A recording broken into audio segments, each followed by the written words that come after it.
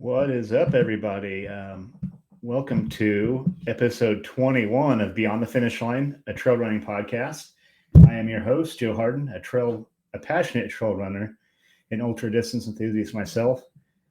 Today, I am really stoked on this. I have Paul Stofko. Paul's an ultra runner, a race director for Crazy Legs Racing, which hosts 13 races. Paul might have to correct me on that. Paul is a Western States finisher and also has logged an incredible 1,341 miles at Potawatomi Trails. Potawatomi is like a notoriously rugged course. It's pretty renowned, I guess, in the Midwest for being really, really gnarly and technical. Paul is also a steward in the trail running scene, focusing on philanthropy and inclusivity and bringing together a community. I think I first started following Paul on Instagram, and I've heard him on like 10 Junk Miles. And I actually had the chance to meet Paul in real life this year when me and my family ran the Love is Love 5K back in 2004. And I actually had the privilege of volunteering at the Yeti Trail Half Marathon. And that was a really cool event. I knew right away after I got to meet Paul a couple of times, I really wanted to get the chance to have him on the podcast. But before we bring Paul forward, let's get a little housekeeping out of the way. So friends of the pod, your support means everything to me and everyone at the Everyday Athlete Podcast Network. So please do us a huge, huge favor. Like, share, rate, review the podcast. You know, if you're enjoying our work, throw a 5-star review up there. Those things are huge for podcasters. It helps us get bumped up in the algorithm. And, we can't do without your support. The Everyday Athlete Podcast Network has 8 other shows outside of mine. Great shows, something for everybody. Like me and Ohms, What's in Your Earbuds. We have Food Fight Friday with Adam Lee and Jason Bahumandi. We even have our newest show, Melanin MVP, which it's a podcast that gives space to women of color. And your engagement is huge to us. So, and we can't keep delivering this fantastic content without your support. So thank you. Now that you heard me ramble on about that, without further ado, let's bring forward Paul Stofko. Oh, look at that. All right. Yeah, that was a hell of an intro. Geez, yeah. I'm getting better. I'm 21 episodes, as you said. I'll get through that one of these days. Oh, yeah. All right, man. Well, like I said, I gave you a shout out in that intro, but like I said, I don't want to put people in like a box, like you're this, you're that. Mm-hmm. So correct. I like to come out of the gate and give everyone the chance with the big hard hitting question, right? So who is Paul Stofko? Ooh, that was a difficult question for sure. I think when I first started, so I'm kind of an old school ultra runner. My first ultra runner race that I might be wrong, but 1998. So I've seen pretty much the sport change. So I think for me, maybe I started as when I began running, I did the 5 and 10Ks and all that kind of stuff, and then kind of grew out to ultras later on. So I guess maybe when I first, who I was, it was more of a runner. And then as I've gotten older, then I did ultras. So now I'm an ultra runner. And then I became a race director. So then I was a race director. And then, then you started race directing and did more races. Then you're looking at the ability to give back to the community, to support organizations that I deem important. So I don't know, you can philanthropy or whatever you want to call that kind of thing. So I think for me, I don't want to be put in a box, I guess you can say. And then, I still work a full-time job, I still have kids, I've been almost married 20 years. So, I mean, there's many hats that come out to being, and running has always kind of been, my degree is in exercise science. So I've always been within the realm of fitness and running. So I guess it's like such an running and physical exercise has been such a part of my life. It's just kind of a natural progression to be a race director and do all this other stuff. So it is difficult to say who I am. It just depends on the day.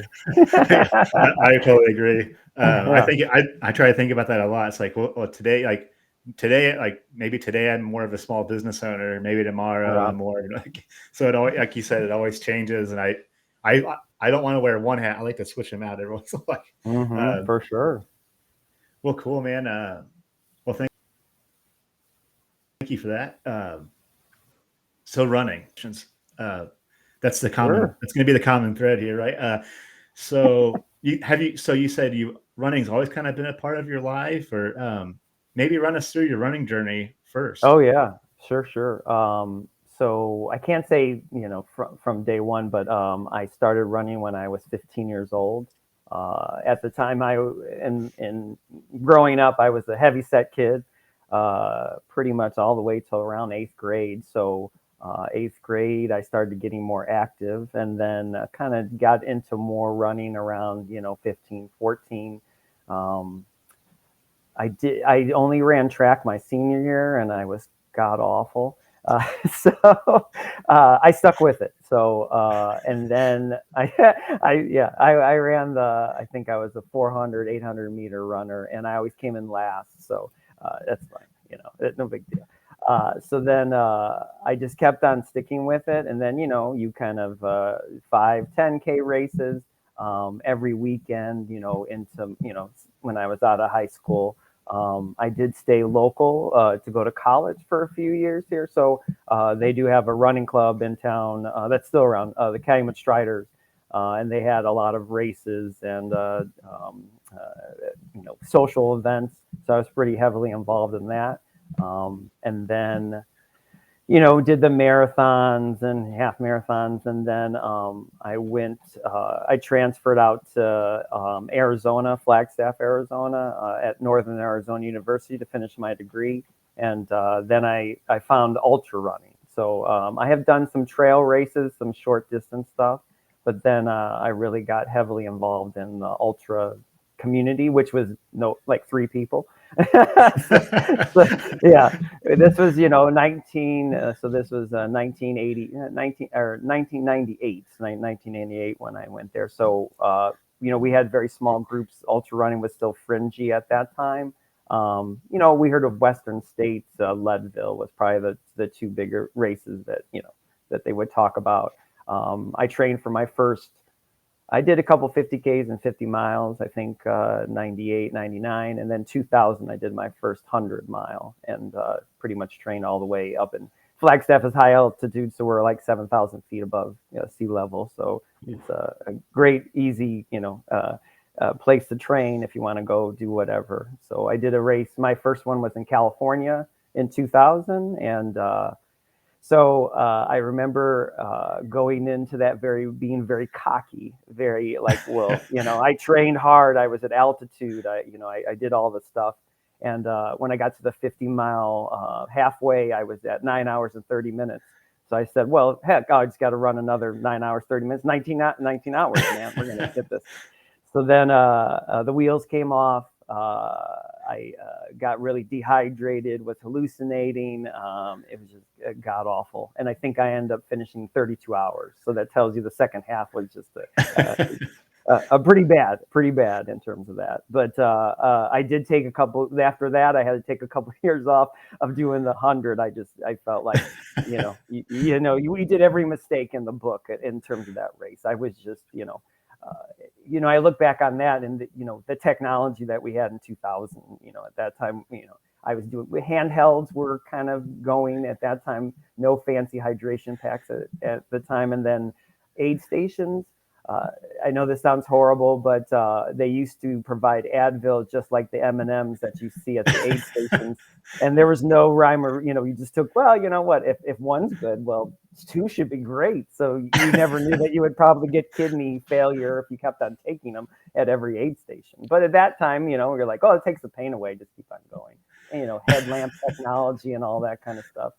So I've gone from the school of just like, Again, the limits of information, technology, internet was, not what it is. I mean, I did read Ultra Running Magazine, which, still in publication. And that was kind of like our Bible. They had a lot of information and training thing. And it also got to show you just different races that were across the United States. So, but early on, it was just like a hit or miss. You just did all these mistakes, and every race you got a little bit better, you got a little bit faster, you got a little bit, more knowledge under you. So I think for me, it was trial by fire. I mean, I'm not very, I never found like a schedule that I tried. I would be like, oh, this is kind of what I do, and then you just kind of go and do your own thing. So I think that's how I've always been, and that's the same thing that holds for race directing. You go in with the best intentions, and then you realize there's way more to it. It looks so easy when people do it,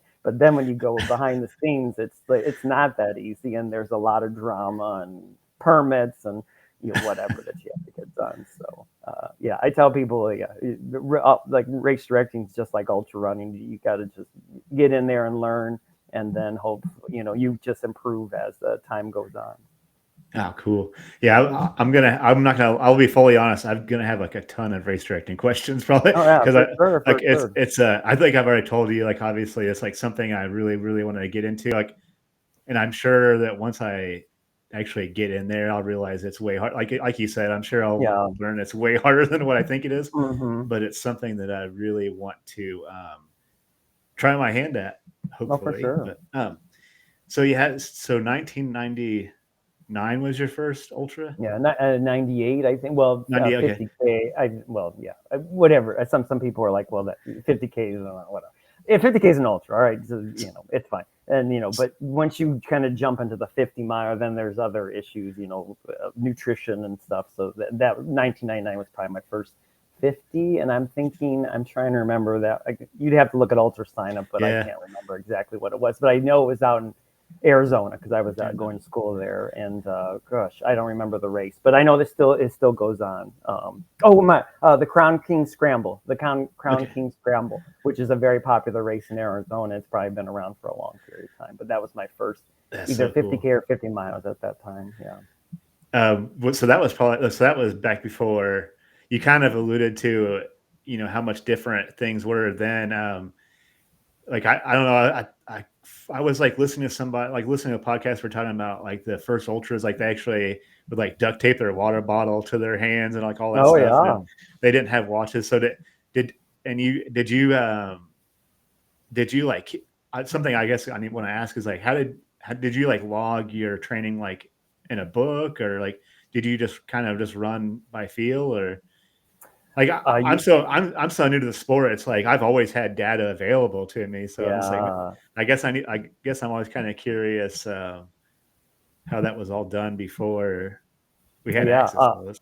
So I can tell you probably. Let's see, I started running. It would be like 1992 because I was around 15 or 14. So we did log books. So if you ever seen those log books with the kind of a spiral bound log book, and then you would record just basic information. Back then it was like the temperature, or, how did you feel, and the amount of time that you did in terms of miles. So no GPS watches. So I can tell you when I first started running, we would find pretty much a spot. Like, I would pay attention to my dad's odometer when he would leave the neighborhood, and then, look at the mile markers on the odometer. And then that would be considered my, mile 1, 2, 3. And then I always tell people when you got a route at that period of time, you just kind of kept it because you didn't want to kind of explore because you didn't have the GPS to kind of be like, oh, okay, how am I going to get back, or what's the distance? So you kind of stayed on the same like 8-mile route or 5-mile route all the time, was out and back, because you knew like, okay, this stop sign is approximately a mile. I can tell you when I first started, I was into a lot of heart rate monitor training at that time. Polar, the watch that I wore, you could set up the different zones. I think there's like 5 zones or whatever. And then I would make myself, if whatever I was training for, if it was a recovery, I, put the alarm on. So if I didn't, if I was going too slow, it would tell me I'm going too slow. If I was going too fast. So I did heart rate training probably before, GPS was there. And that worked out really well. I mean, if you follow that, whatever the particular run that you had, if it was a hard run, you would keep it, in a certain level or something like that. And then I'm trying to remember the first, the infancy of GPS that I remember is Nike made a like device that would attach to your shoe, and then as you ran, it would just record your step. You would have to set it up like what the difference, the distance between your step, like what your stride length is. And then the only problem with that is you can't see it, so you would look down at your feet, but it was like super small, so it would say the number right there, but you'd have to stop, look at it, and be like, okay, I keep on running. But that was like my first ever, like, I guess it wasn't even GPS technology. It was just basically measuring steps and then converting that digitally. And then, but that was like the big thing. And then who knows whatever happened to that? I mean, they never did anything with that. And then I think, gosh, I didn't get, Timex had a kind of a basic GPS. That was probably my first one. And then, Garmin later on, then I've kind of used Garmin. Now there's all kinds of different companies, but technology and, the Strava and all this kind of stuff. This is all fairly new. So there's nobody's giving kudos on your handwritten notes in your logbook. So. Just going and just go. And then every year I'd get a new, like for Christmas, I would get a new running logbook. And I have all of them, actually. I think I have about 10 years of data. I've never looked at it. It's just, some of it's very elaborate and some of it's very basic. I remember writing all kinds of specific, then you kind of like look at, in this date it was, how cold it was or whatever. But I log all my races, what my PRs were. I was and then I would do a chart, the graph, like, how many miles per week and, what it looks like at the end of the year. So I did get into it at that particular time. So it's nice not to do that by hand anymore. Just upload it and you're all set to go.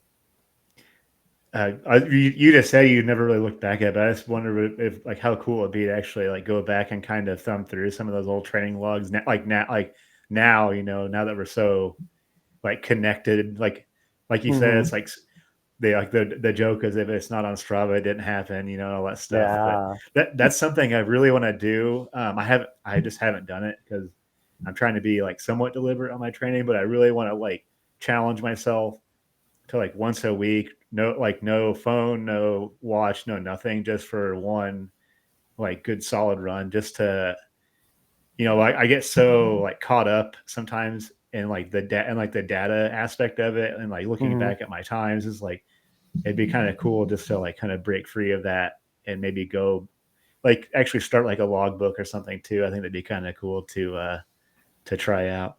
Yeah. And I think we've gotten into the,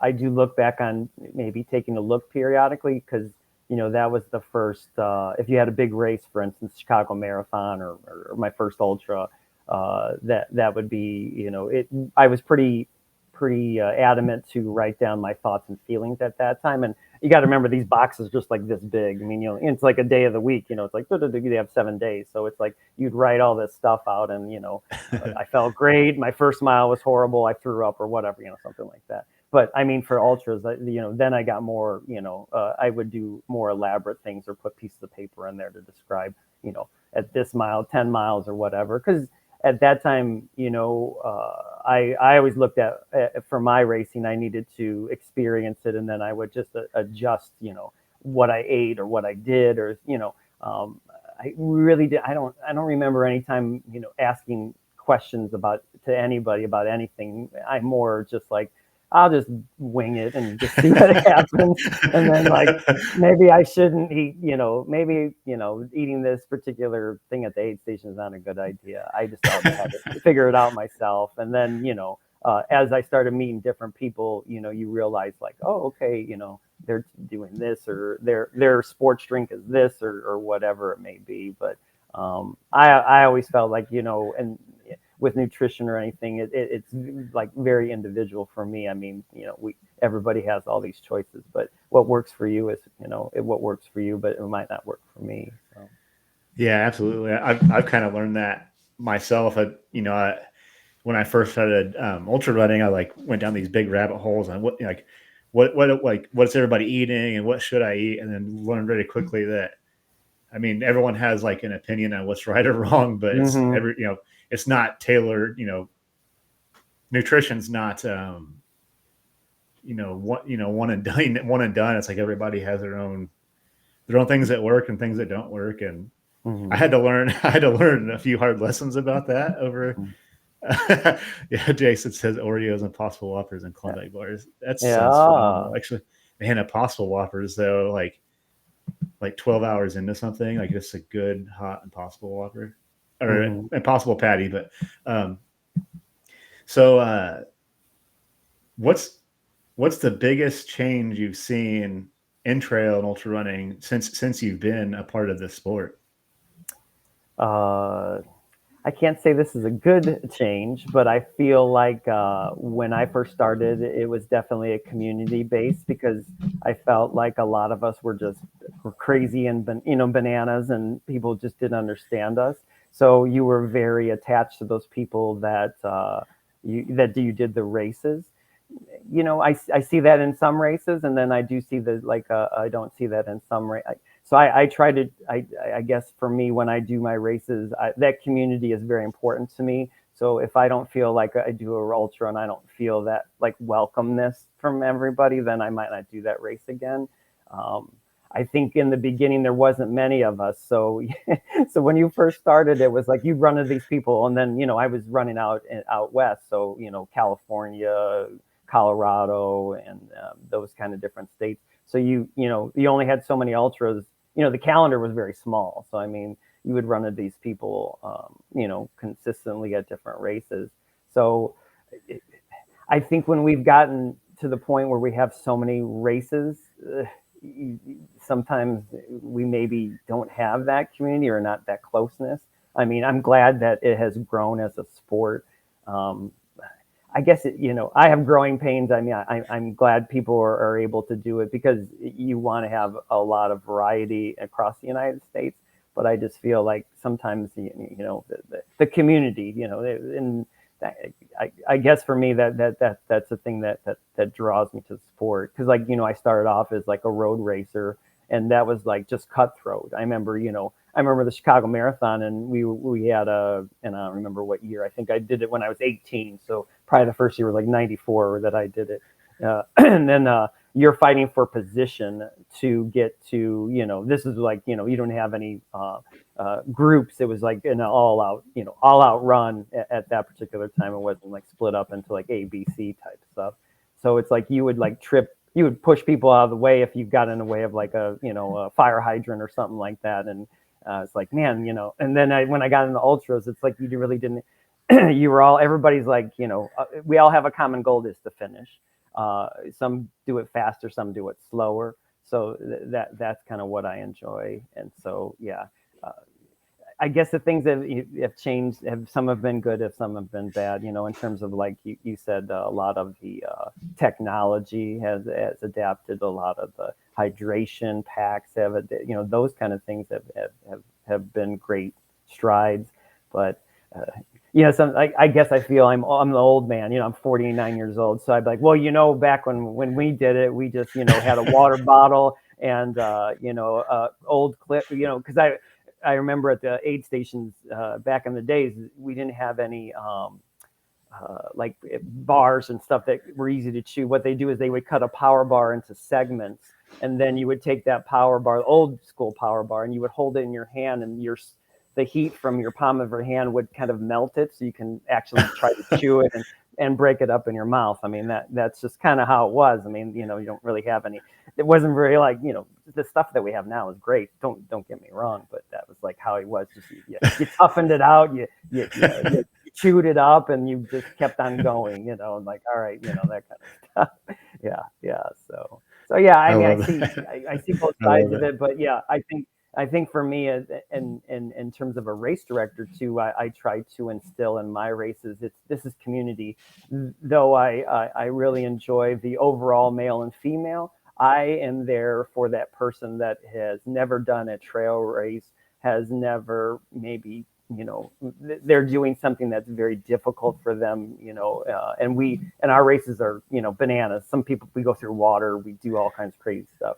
And I think that challenge or experience and those people that are finishing just beyond the person, we always celebrate the, the overall male and female, but it's all the other people that what I was when I first did ultras, that was what I enjoy. I mean, we all wanted to kind of, cheer each other on.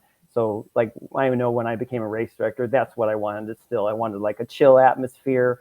You can be competitive if you want to be, but ultimately I want you to here to finish. So that's kind of, that was instilled in me as, when I started doing ultras, and I tried to instill that in my race directing as well. Yeah. And speaking of that, I want to talk about Crazy Legs racing, right? First, I need to know, where does the name Crazy Legs originate from? Oh gosh, here we go. So this is not this is, everybody thinks it comes from running, and it does not. So the story is, I played co-ed softball for one of my employers years ago, and I am not a good softball player. I'm a runner. I'm not good. So they always put me in the outfield because I can run. But what would happen as the ball was hit, I would either run too close in or I run too far back. And so the coach, which was my coworker, said, "Look at those crazy legs as he runs across the thing," because I was totally, screwing up, dropping the ball, and I couldn't, basically, I couldn't understand like when the ball got hit if I should go back and forth. So I would just run in circles. So that's pretty much how the name. It has nothing to do with running, but Okay. yeah. So people call me that from that point on. That was my nickname. So I mean, yeah, everybody thinks it has to do with running, but it just means I'm just a horrible softball player.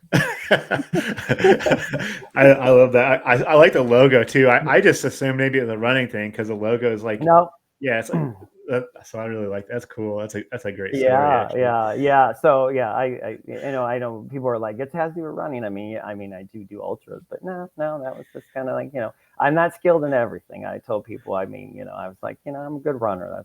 That's my forte.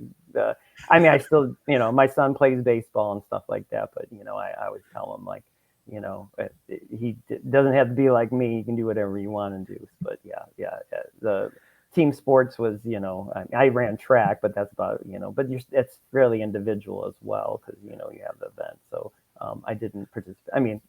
Recreational team sports, but I was never that good. So.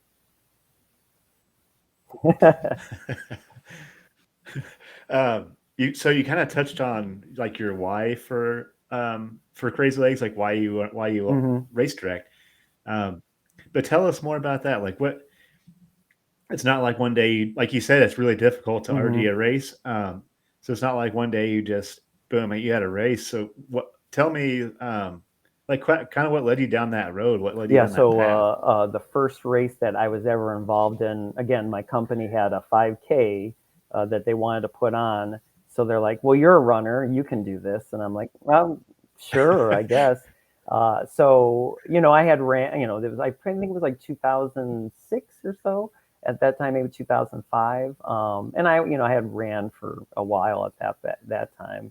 So I said, this looks pretty easy to put these races on. So, we had some other people that were involved with the permitting process. So I didn't have to do any of that, but I had to, figure out the route, how we start, all this kind of stuff, how are we going to time this event? And then you realize how much is involved in that one. And I can tell you, at that time, I don't know what happened. I think the last thing I ever forgot is we need bib numbers, and we didn't get them in time. So we ended up having to make them by hand.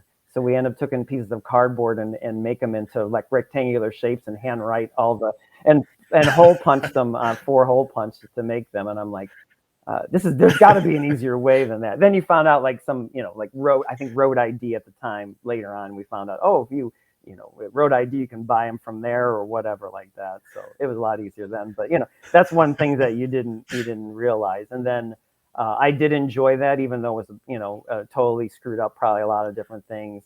But then I was like, all right, this seems kind of very, I like the other aspect of it. And then I grew up in Northwest Indiana, but after I got married, my wife and I moved to Colorado. We moved to Loveland, Colorado, and I was running some trails with my friends.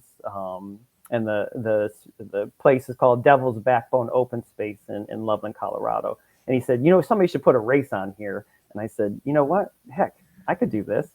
So I contacted the DNR, which, this is all this jurisdiction stuff where it gets a little bit thing. But back then in 2008, it was pretty straightforward. I said, I'd like to have a race here. And they said, oh, we've never really had anybody kind of wanting to do that. So they had some basic paperwork. I think it was 1 page. I signed it, gave them $200, and then that was the Crazy Lakes 10K, which still is going on today. That was my first directorial debut with that one. Again, I made a bunch of mistakes. When I got to the race site, I totally forgot to buy awards for everybody. For overall male and female and then age group categories. So my bright idea was I had collected all my medals from all my races from when I started running back in 1993 to that. So I gave all my medals that I have collected all the years as age group categories. And one of those medals was I ran Leadville, so I had a Leadville finishing medal, and I gave that out to one of the age group categories. And I remember they were astounded that was not that important to me. That they said, "How can you give that to me?" I'm like, medals are just medals, whatever. They're not really big to me. And I remember they were so touched that I gave them my Leadville finisher medal. I'm like, wow, no big deal. I said, at least you guys got a medal. I mean, I don't have it, but those little things that I think for me as like as a race director, it's just like. Then after that particular race, I still continued doing that race in Colorado. I moved back to Indiana, and then I started getting involved with some of the race, just starting some races here. I started off with just some like 1 or 2 a year, and then I started adding some. And then the Crazy Lakes race series original idea was to just be, I would race direct some trail races, but then other race directors, we would have like a series. That's the reason why that is called that. It never became a series because I was trying to get race directors we're all going to be together under this series, and we'd have like, point system and all that. So that just kind of fell through. So that I just kept the name, and I said, well, I'm just going to direct my own races. So every year it's kind of gotten to the point where I've been doing about 13 a year for probably like 6 or 7 years. So we still have some road races, majority is trail, and then we're adding we have a few ultras, 550K right now in terms of our things. But I can tell you as a race director, it does get easier as you go through the process. And I think I had mentioned that I still do the race in Colorado, but because of Colorado, it's just crazy out there in terms of races, and especially ultras or trail runs. The amount of jurisdictions that you have to go to and deal with. I've been doing the permit process right now for that race. It's not until June, but we have to get the permits in really early because you don't want anybody stealing your date or time or wherever you're using that particular thing. And then you're under a lot more jurisdiction to the point where you have city, DNR, Forest Service, anything that you touch, everybody wants to be involved. The fire department, the police department, all this kind of different stuff. So, but in Indiana and doing races, it's pretty cut and dry here. You file your insurance, your route, where you're going to held that you might, have to rent, the shelter or the different area. It's pretty cut and dry here. But again, we don't have the amount of people.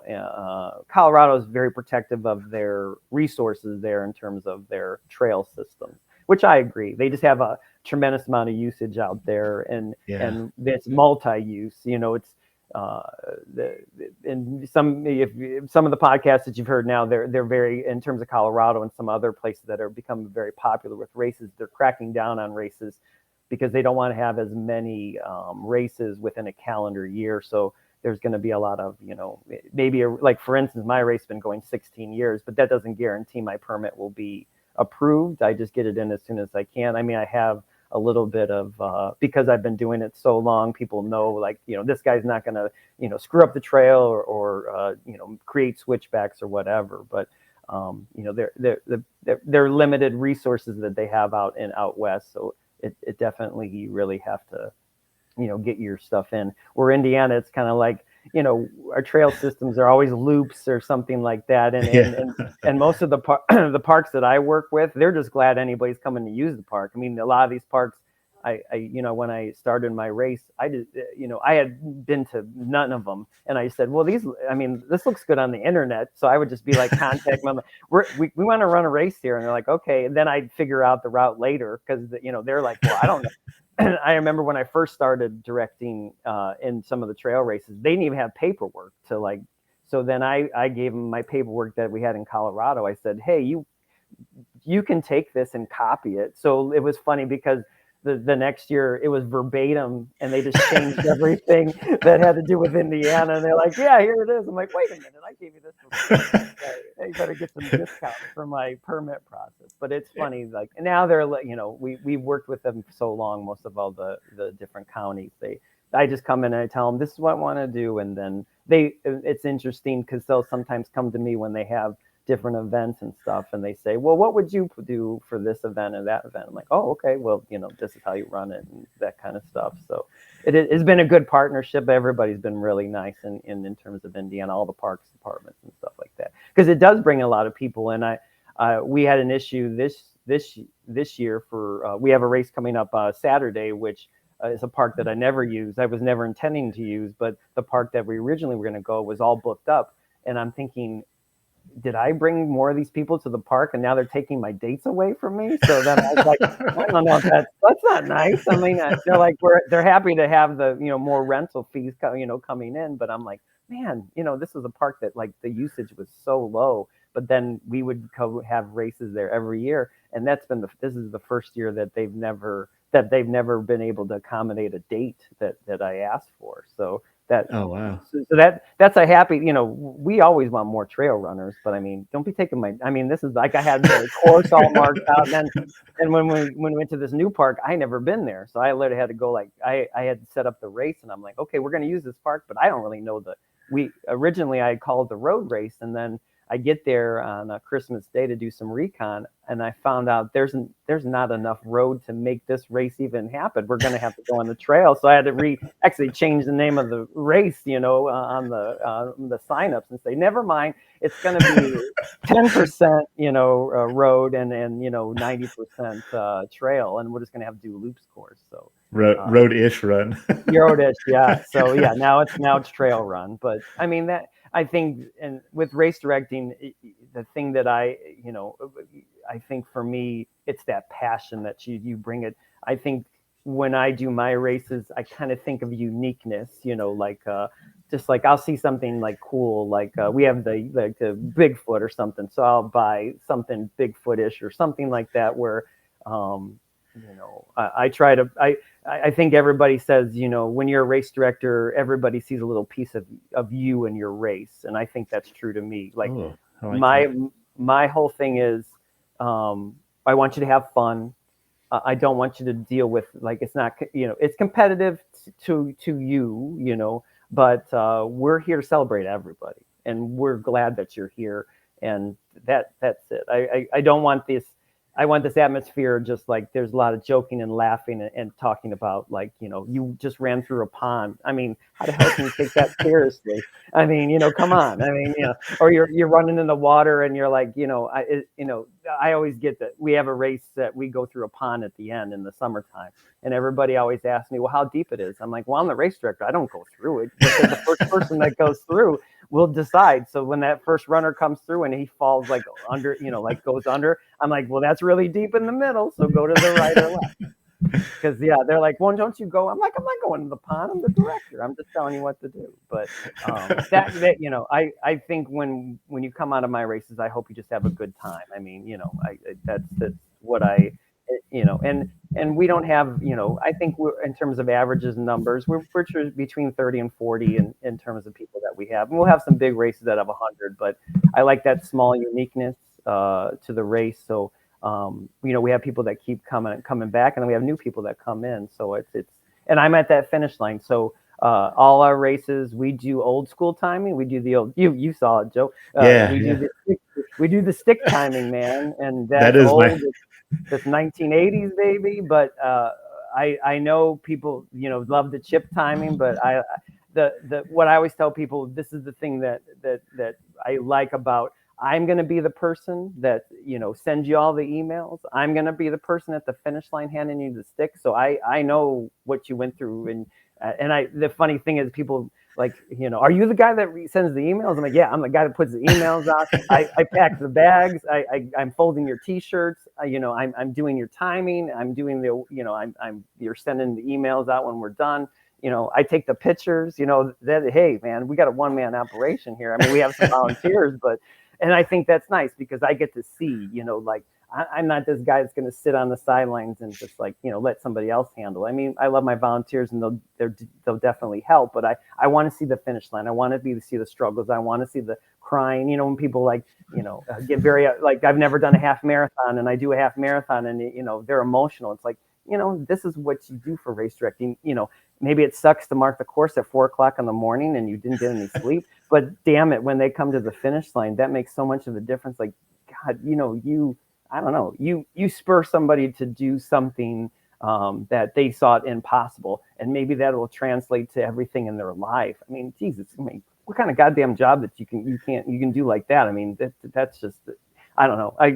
I sometimes I feel like race directing as I've gotten older has become more important than my ultra running. Even though ultra running, I still, I don't do as many races as I used to do, but I think the race directing has become more important, and I put more time and effort into that. And then I don't do as many races in terms of ultras, but that's fine too, because I feel like, I get more out of it. And then as I get older, I know that, the competitive days, I mean, I still do fairly well, but I mean, I tell myself this is kind of why I enjoy, and people will come up to me and ask me all kinds of questions about, oh, you did this race and that race. And I'm like, yeah, I did. But, I'm a race director. Yeah, that's fine. You can always ask me that too. So sorry, I got on a tangent. Oh, no, that was an awesome tangent. I just wanted to say a couple things about the popsicle sticks. I've told a lot of people, I think it was the Love is Love 5K was the one that. Mm-hmm. Oh, yeah. The popsicle stick. And that was probably my favorite thing of all races. I was like, yeah, like I told everybody about the popsicle sticks. So I think that's like the coolest thing ever that I've ever seen. and I just love your point. This is kind of what's got me fired up about the race possibility of maybe doing it, is I've had the chance now to work at 2 finish lines. One was your race, the Yeti Trail Half, which was really, really awesome. Same thing as and then I got a chance this last summer to work at a 50K, and man, being at that finish line was probably one of the best experiences I've had.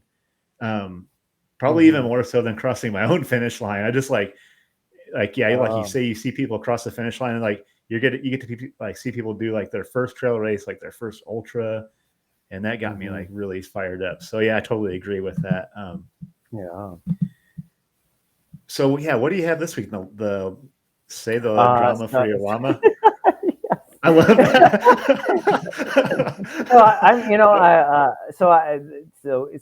Here's how I'll just give you a quick and dirty how we do these races. So this particular race, it's a very we're at a new park, and I didn't have a name, and I'm thinking, I don't know.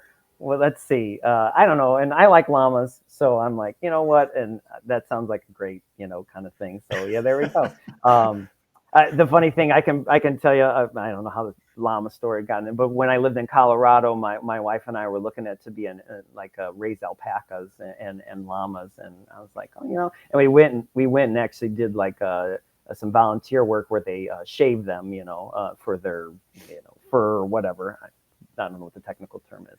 But yeah, so I'm like, oh, there's no llama race. What the heck? Let's just, whatever. And we try. And if you notice, we have all kinds of themes. So we have Yetis, we got Bigfoots, we got Chupacabra. So they call those the cryptids. That's like these, mythical creatures that maybe exist, maybe not. So we put these races. We just have fun with the names. I mean, whatever. And then, we just got finished with the I Love Coffee. So that's a pretty road race, everybody, that's like a coffee based kind of race. And, we have these, I try to make something unique. So We do have one coming up called the Turkey Toss, which is, I think, on the 16th of February. And how that one works. Yeah. So how that one works is we have everybody gets a raffle ticket. At the end of after we do the award ceremony, we pick 5 winners, and you take a frozen 5-pound turkey and bowl it into bowling pins. If you get a striker spare, you get a gift certificate from Starbucks or something like that. So I came up with that race one day because I saw some video that people were using a frozen turkey at some grocery store and knocking down 2 liters of pop. So I'm like, that'd be a cool race idea. And then that was for that race. So I mean, all ideas come out of nowhere land. I mean, a lot of people are like, you should do this. And I'm like, well, I'll look into that. Or when I go to different races, if I'm in Colorado, I try to do somebody else's race. There's a race in Wyoming that I always do. And I always, as a race director, you have 2 eyes. You have an eye for how are they doing this? What is their theme? What is the uniqueness about them? How do they run it? What's the, so I always try to bring certain elements of different races that if I feel like will work in ours, borrow them, steal them, whatever you want to call it. I try to, with the names, I try to go, be original. I mean, there's probably some llama race out there that, that I'm stealing the name from. Yeti, and there's Bigfoots, there's Yetis. The Chupacabra, I haven't seen too many of those. So, so we try to basically, have fun with it. See, people are laughing and having fun, I never want to be at a race. Everybody's got the scowl on their face at the start line. I mean, why, you'll go do a road race if you want to, have that. Yeah. And then we also have, and well, if you've run any trail race, if we say it's a, whatever half marathon, you might get 14. So, if you get 14, we cover your half marathon distance and we do not charge you for the extra miles. So, I always bonus miles. Yeah, you get some free miles. Yeah, 3 miles. That's what I tell people. You don't want to go short. That's what I always tell people. As a race director for a trail race or just you want to make sure that they're getting what they're paying for. And if they have a few extra, whatever. That's trail running. And we do still get the old, we still have some road races and everybody's like, well, my watch said this, and whatever. And I'm like, well, this ain't certified, man. This is just a road race. Just have some fun. Let's just, everybody's, GPS is different. Same thing when we do the trail, we try to cover everybody. So if your race, if yours goes more or less miles, if we give you more, it should cover everybody, no matter if you have the, Chronos or Garmin or whatever, so I always tell people that's, and we try to I think with my races, I instill that if you come to my races, that's just the kind of element that we have. We have fun, we have camaraderie, we have, a celebration of people just finishing, telling you stories. Oh man, when I went to that pond, I lost my shoe or whatever, or that guy's crazy. I don't know, am I going to get E. coli? I'm like, well, I don't know. So just make sure you wash really good after the race and then throw your clothes in the garbage. I mean, that's what I tell. So we try to have a lot of comedy. That's kind of what I instill in what I do in my life, and then I make sure in my races, just have fun, man. God, the ultra is the same thing, God, you're going to be out there, whatever distance you're doing, you just got to I know you have ebb and flows with every race, but if you have some comedy, gosh, that's why I always tell people, I always try to have good pacers and crew that can just say stupid things and just tell me stupid things on the trail, because you need that, because you're going to get all serious and you're worried about well, oh my God, it's going to be another 9 hours out here or whatever. And my friends would just give it to me. I said, I get it.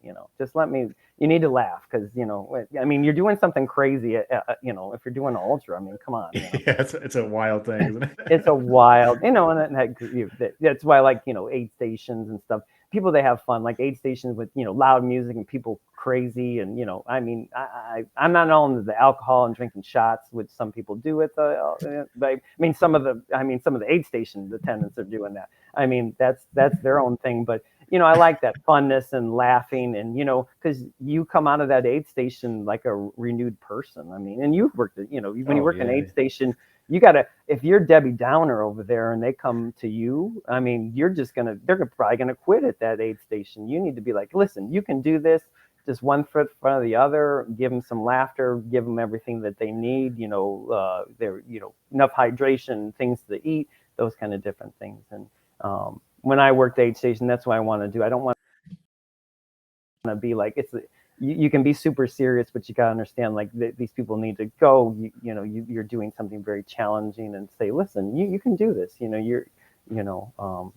that's also another thing with, the community. If the community, we're all trying to get you to the finish line, especially with an ultra, that's for the runner that's running next to you for, you ran that with that person for eight hours, and then you got, you're like best friends. You kind of went through battle together, to get there. So I think I saw you with Oscar De La Hoya. Oscar Delgado. Sorry.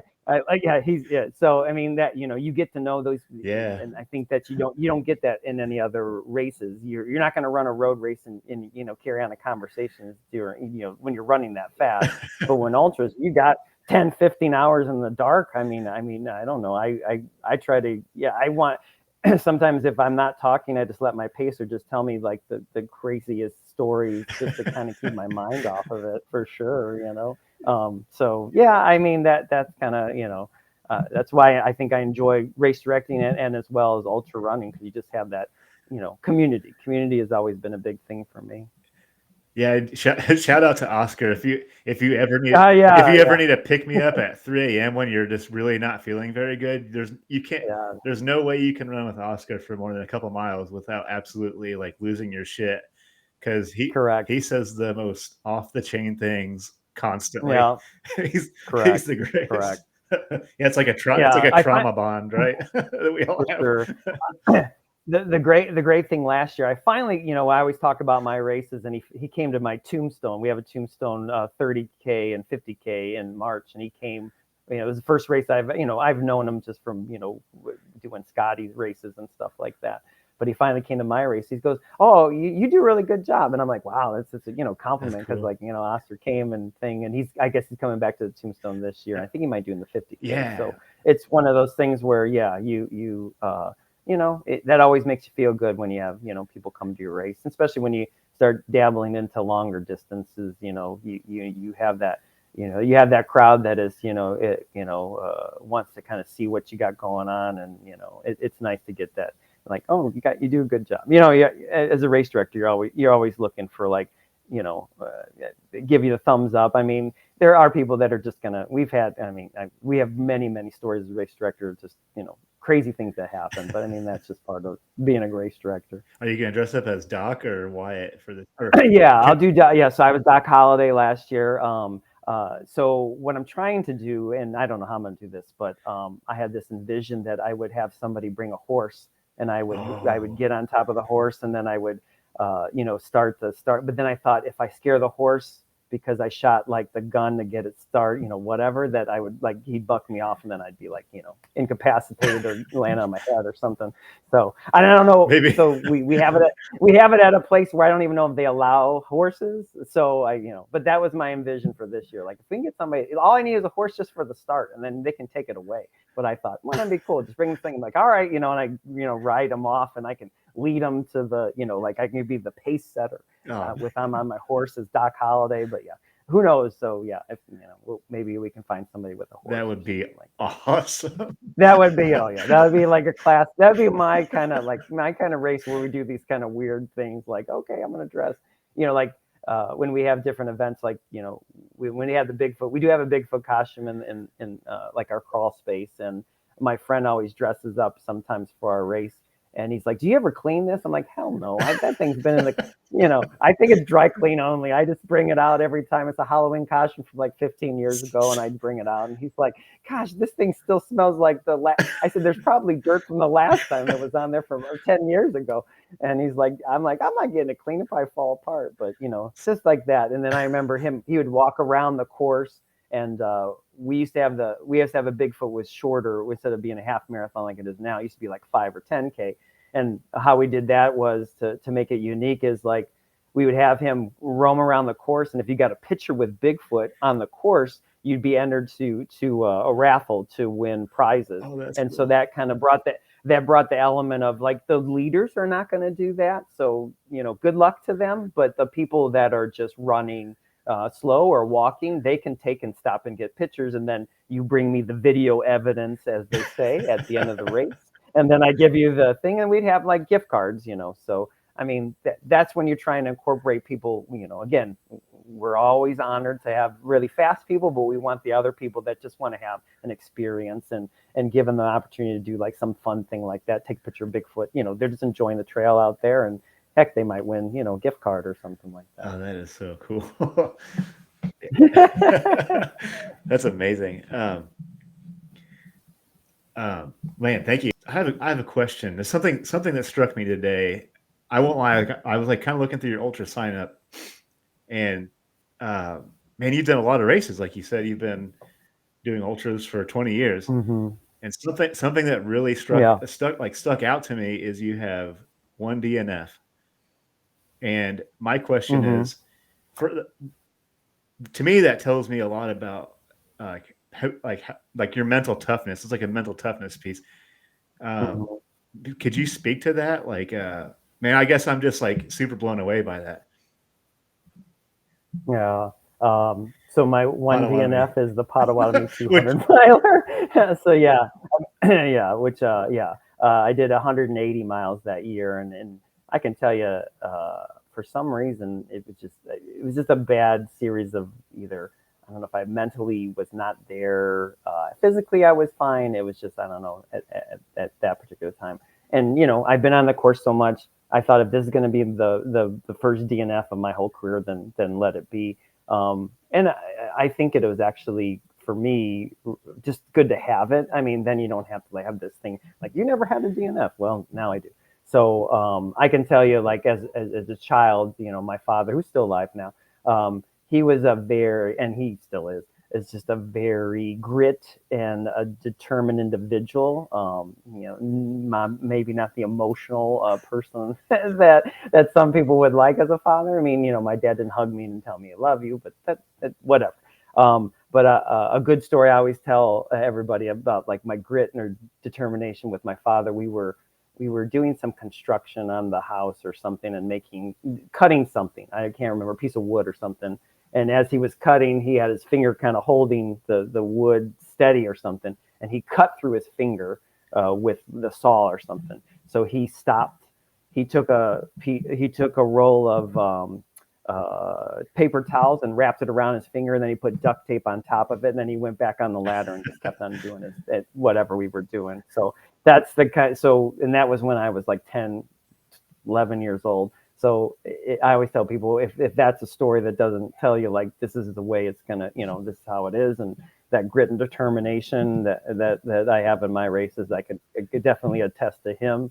My mom's on the other side of the fence, where the kindness and caring and empathy towards individuals. So I have a great balance between my two parents, because I try to instill that, So running and then ultra and doing ultra running has my dad's grit and determination, but as a race director, empathy and caring for other individuals and those kind of things come into play with my other, the other aspect in terms of like race directing. So, but yeah, I can't tell you, like, everybody's always asking me, well, how do you train for that? Well, I don't know. I think when I first started running, in Northwest Indiana, I mean, the weather's all over the place. So you just go out and do like I've done, a run in -25. I've done it in a rainstorm. I've done it in a thunderstorm. I've done it when it's like super hot. And so, I never have in my head, I feel like I just need to go out there and do that. You have to experience that. So I don't know if that gives you grit or determination, I guess, maybe, because you're just, I always tell myself, you never know what the race is going to bring you in terms of weather. And no matter, in the Midwest, gosh, never know what you're going to get. So if you go in there and prepare for everything, you're not going to freak out, because, that'd be like same thing. Like, I remember early on in my career, I did my first ultra and I threw up for the first time. And I remember just getting so worked up about, oh my God, my nutrition is going to be off. I'm going to be dehydrated. I'm going to have to drop out. But then as I've gotten older, I think I throw up pretty much every damn ultra that I run. And I just like, you know what? I throw up, I drink some water, I swish my mouth out. I'm like, I'll go to the aid station and then just start the whole cycle of going back in and, replenishing myself or taking it easy.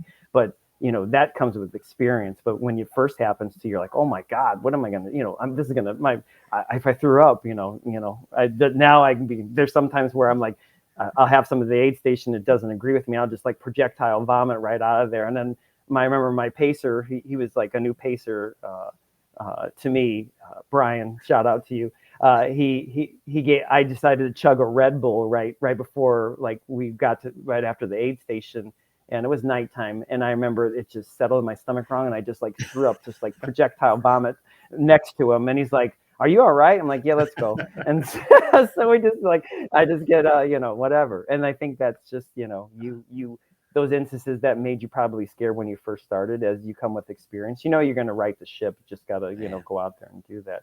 And the same thing that goes for races. I can't tell you that I'm fighting in my head in all those races where I wanted to drop out.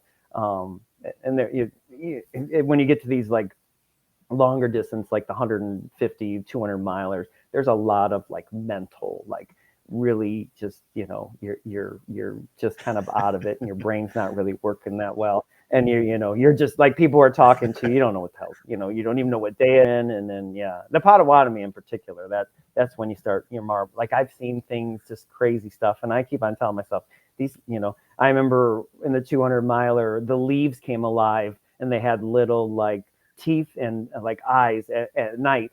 And they were all over, because the leaves were all over on the ground. And I said, you know what? These are not real.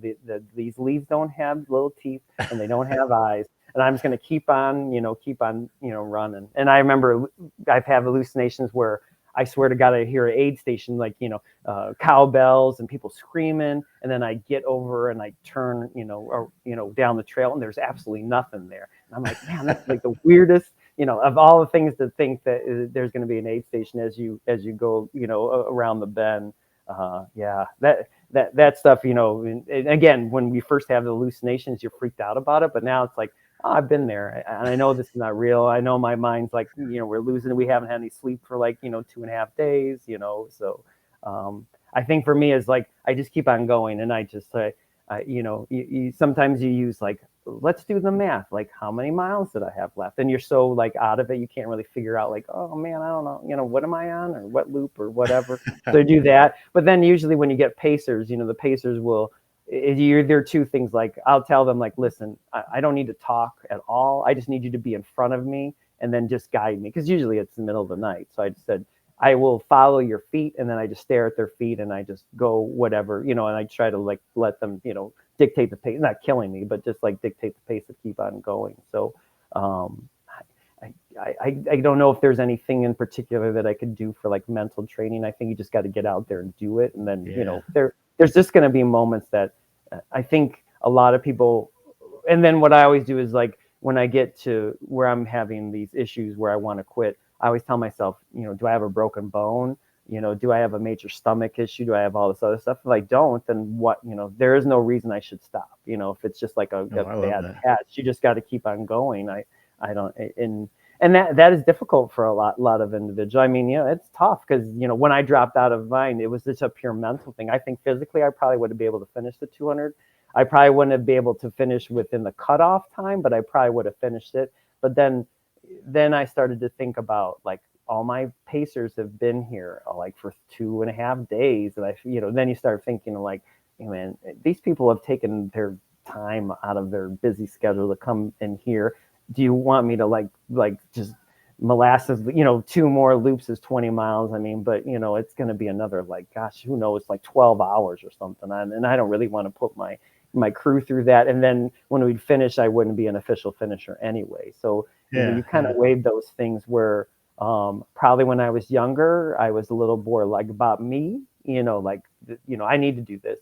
And then as I've gotten older, it's more about we as a group, you care more about your pacers. I mean, I've had, people that come with me and do all this stuff and they just, I feel like that's being very, I don't know, narcissistic, but you're caring about yourself. You got to care about these other people because, they're all in. You know, they always say, well, we're in if you want to do the next 2 loops. But I'm thinking, you know, that's just, if I'm not gonna, you know, if it's gonna be a, you know, a limp to the next 2 laps, and I'm not gonna be a finisher. I mean, you know, let's just cut your losses. And I think that I always tell people, especially with your DNR or DNF, I'm sorry, you have to.